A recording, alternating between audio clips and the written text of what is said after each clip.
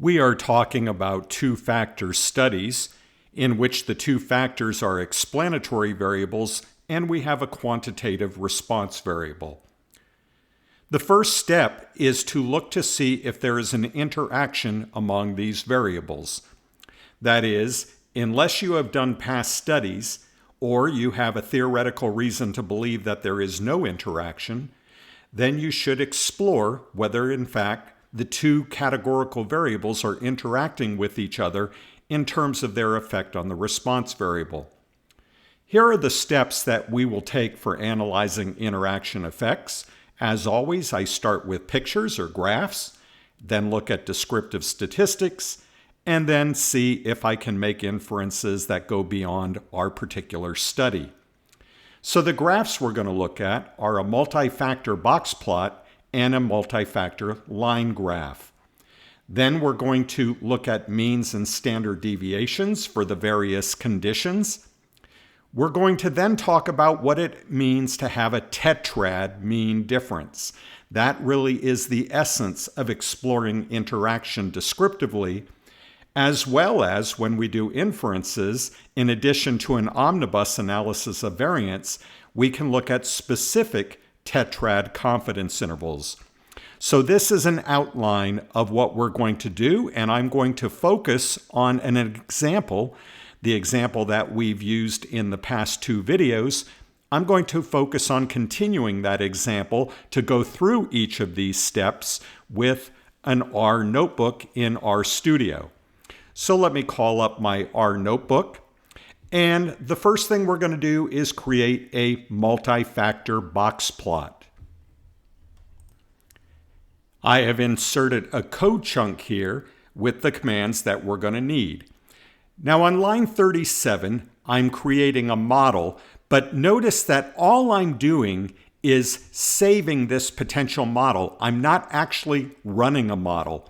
In the past, when we have seen a model in past video series, we've used either the LM function for linear modeling or the AOV function for analysis of variance. But I'm not doing either of those things here. So when I run that line 37, let me go ahead and do it now. You'll notice here in my environment, it just says model unknown. Why does it say that? Well, if I type model up here in my console, it's because all I've done is saved this.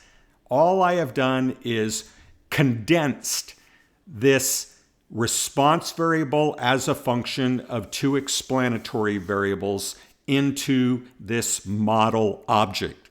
And that's just going to allow me to use some shorthand, as you see I'm doing here in line 39, when for my box plot, I'm entering model. In essence, what it's doing is entering all of this, and I could have done it that way instead if I had wanted to.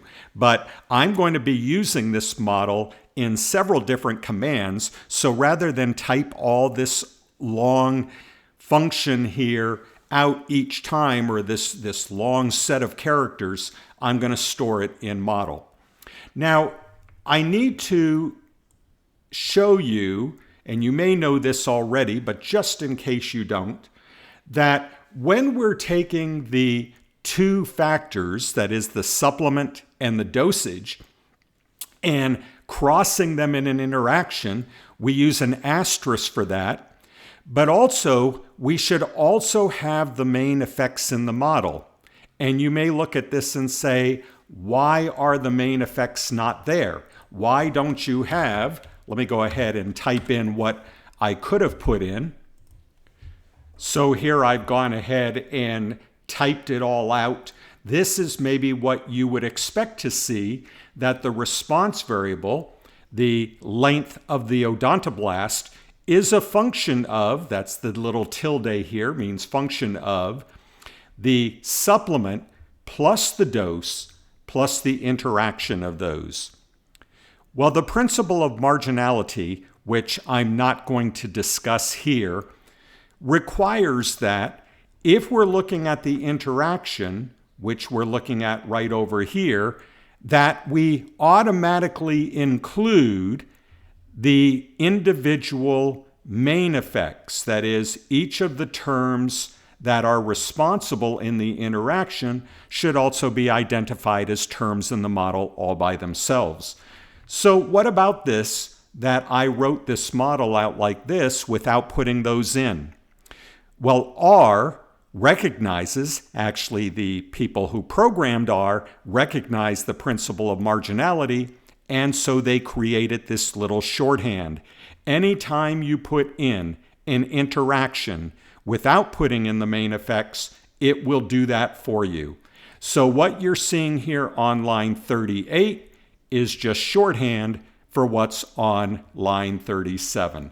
Anytime we put in those interaction of two factors, the individual factors will be in the model as well. So it's a shorthand for all of what I have here. So I'm going to go ahead and take that out, go back to what I originally had. So I now know that I have a model that has supplement in it, it has dose in it, and has the interaction of those.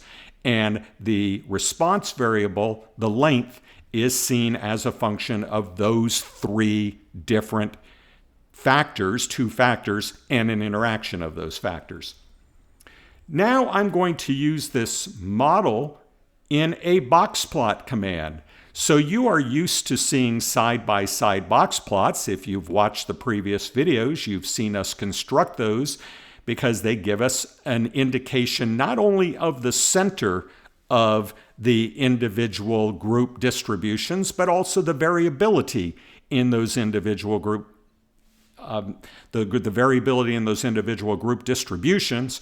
That it allows us to see if there's potential outliers and so forth. So what I'm doing here is looking at supplement and dose on one axis. That's why I have the X label of supplement and dose. And I'm looking at the response variable on the other axis, the vertical axis, which is where the response variable should be. Since I'm going to be dealing with supplement and dose, I'm going to separate those with colors. So this little color command here, in which I've just arbitrarily picked out a couple colors that I thought would contrast nicely with each other, gold and dark green, those colors are going to indicate to us those individual factors. And let's go ahead and see what we mean by actually constructing this. There it is. And you notice that everything that has orange juice is in yellow, OJ, and everything that has vitamin C administered through ascorbic acid, VC is how we actually indicated that in our factor, is in dark green. So we have the yellow or gold for orange juice, the green or dark green for vitamin C. So these are the 6 groups that we talked about earlier up here, in which we have 10 guinea pigs in each of our 6 groups. So each of these box plots are actually created from just 10 scores. This shows us, the first thing I'm noticing is that as the dose increases, notice the first 2 box plots are both low dose, the next 2 are medium, the next 2 are high, that as the dose increases, the length of the odontoblast seems to increase as well. So right off the bat, it appears to me that dosage is in fact influencing the length of odontoblast. In terms of which method is better for administering, well, if we're looking down here at the low dose, orange juice has some overlap with vitamin C, although I notice that the upper half of the orange juice distribution is entirely above the vitamin C, the ascorbic acid distribution. It's even more pronounced when we get over here in medium doses. But when we get to a high dose, it looks like there's not much difference, although with the ascorbic acid, there's more variability there than there is with orange juice. So this gives us our first good impression. And the good thing about box plots always is that they show you both center of distribution and variability. Now note, we're not seeing means here, we're seeing medians with those middle lines. So the medians are about the same for orange juice and VC here at the high dose. The medians are higher for orange juice than for VC at both the low and the medium doses. Now, since we want to begin by looking at interaction, it is going to be reflective of how the means arrange themselves, as well as medians, but normally what we focus on and traditionally what's been used is the means. That's not to say you can't look at interaction with medians, and if this was indeed a non-parametric statistics course, that's the way that I would be directing you. But we're going to be using this idea of normal distribution models, and in normal distributions, the center of the distribution is the mean. So let's go ahead and focus on means and get a better looking graph for when we're looking at means, and one that's going to be able to highlight better our interaction, and it's referred to as an interaction plot. I've entered in the code here for our interaction plot. This is also referred to as a multi-factor line plot. And let's go ahead and look at how it looks before we examine the code. So this is the way our plot looks. We have now as our response variable, instead of the length of odontoblast, we actually are looking at the mean length of odontoblast. And our dosages, notice, are in the lines, and they're 3 different lines. Now, something that's a little bit misleading on the one hand about this graph, but is put in for a reason, let me talk about that, is we only have 6 distinct means. And those 6 distinct means are low dose for orange juice, medium dose for orange juice, high dose for orange juice, low dose for VC, low dose or medium dose for VC, high dose for VC. So really, you would expect to see just 6 points on this graph. So what's the purpose of the lines? The lines can be misleading if you don't know how to read the graph, because usually when you see lines like this on a graph, it means that there's either points there or you're making a prediction. And here we're doing neither in terms of all this space between orange juice and VC. The purpose of the lines is to help you detect an interaction. You know from when we were looking at quantitative explanatory variables that we could detect an interaction when we saw non-parallel lines, and the same is the case here. So there really are no values between orange juice and VC, but the points are connected with lines to help us note how much interaction there is. Now, it looks to me like if we had only had low and medium doses, if we had not had a high dose in this study, we would be looking at this and saying it looks like there's no interaction. But because we have a high dose in the study, we do see an interaction. The difference in the effectiveness of the supplement that we're using in order to administer the vitamin C, the effectiveness of the orange juice versus the ascorbic acid that we're using, that effectiveness changes when we go to high doses. For low doses, the difference between OJ and VC, and medium doses, the difference between OJ and VC, that's about the same.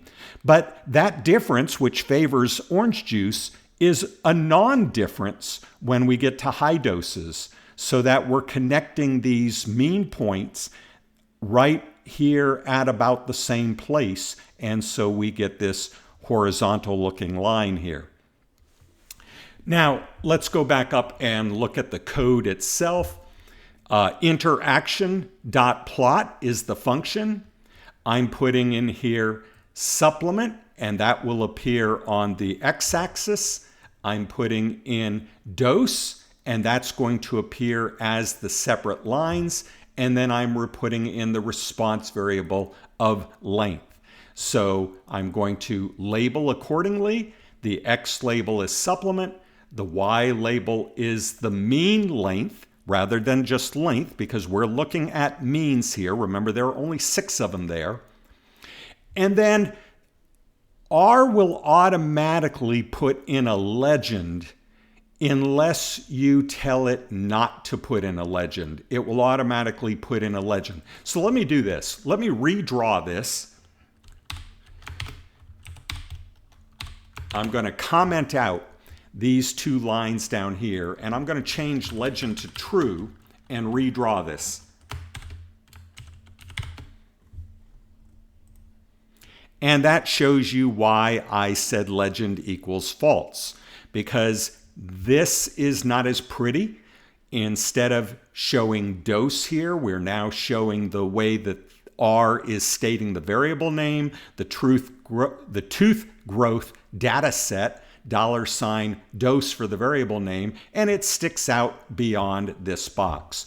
So that's why the way I tend to do it is to turn the legend to false and then put in my own legend. Now, R allows you to put legends in different places. I'm putting mine in the top right. And then I have a lot of arguments here. And all these different arguments are defined if you look in legend in the help. So I've called up the help here legend. You notice my next argument here is BTY. And if I scroll down, it says BTY is the type of box to be drawn around the legend. The allowed values are this 0, the default, and N for the type of box. Let's see what would happen if we switch this to 0.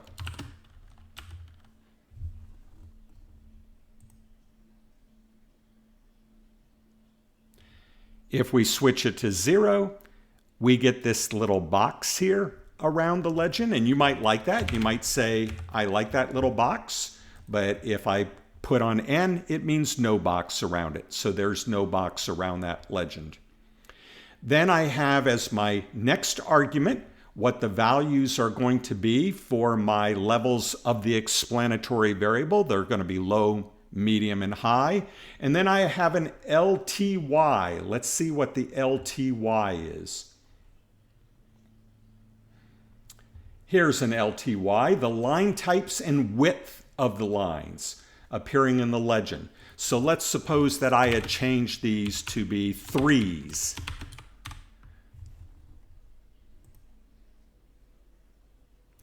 What I would get are dotted lines. If I changed them to be 2, it would be something else. If I changed it to be, and we could look up what those are, but I'm not going to take the time to do it here. I'm just showing you that this is the line type, and 1 is the solid line, and that's what I'm using. Then we have the colors for each of the lines, the title of our legend is dose. The inset shows us how much we're going to inset it from the edge. So if I were to do an inset of, say, 0.3 instead of 0.1, then notice that it's not in a very good place. And notice it's insetting from both edges, both the top and the right. So I'm going to go back to 0.1. And then this CEX, which we probably can find what it is right here, that is showing you a factor relative to for a character expansion. And all that means is how big your characters are going to be. So if I made this a 1, then we would end up with these bigger characters. But I decided that I liked it better at 0.7. So all this is to say that you can fiddle around and create the graph that you want by fiddling with these individual arguments. One more thing while we're at it, let's see what would happen if we were to do this graph switching around supplement and dose. So I'm going to create a whole new code chunk for that.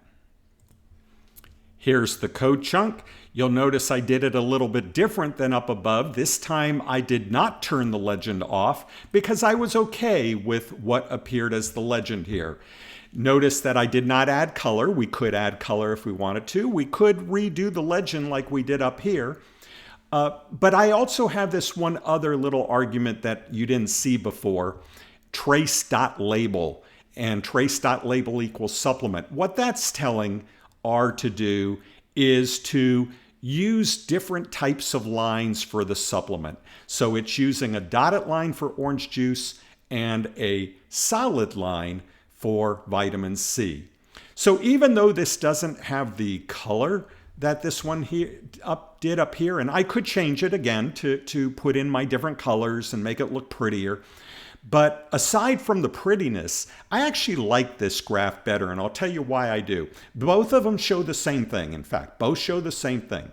This one shows us that from low to medium, it's about the same for orange juice as for vitamin C. Vitamin C is the solid line, orange juice is above it, the dotted line. And then for high, that you have well, I said here, same thing. What I meant is the effect is the same. Orange juice is always higher, but it's not higher here at high. They're both giving you about the same mean length of 25 microns for the odontoblast. Why do I like this one better? Well, yes, we are treating dosage, as I mentioned in a previous video, as nominal data, that is unordered. But yet, in the human mind, low, medium, and high sort of puts an order to it, doesn't it? We're not using order in our analysis. I want to make that clear. These could be 3 different categories. They could be, if I was doing another kind of study, it might be freshmen, sophomores, and juniors, or freshmen, sophomores, and upperclassmen. That is, but of course, even that, you would say, has some order to it. It could be a control group, treatment 1, treatment 2, without any order. Okay, but low, medium, and high in my mind has a little bit of order, and therefore I like that on the x-axis from left to right, because that's the way I think of low to higher to higher. So as the dosage increases, you actually see the increase in the effect of the mean length of odontoblast, and that is for both orange juice and vitamin C, although orange juice has more of an effectiveness for low and medium, about the same effectiveness for high. Again, as I mentioned before, for this graph up here, there's really only 6 points. 1, 2, 3, 4, 5, 6. There's 6 points, but they're being connected by lines to help us detect an interaction. And it looks like we have one. It looks like we have an interaction because of the way that the effectiveness of orange juice relative to VC changes when we're at high dose. More effective at lower doses, but the same effectiveness at a high dose. So those are my 2 graphs. In the next video, we'll look at descriptive statistics.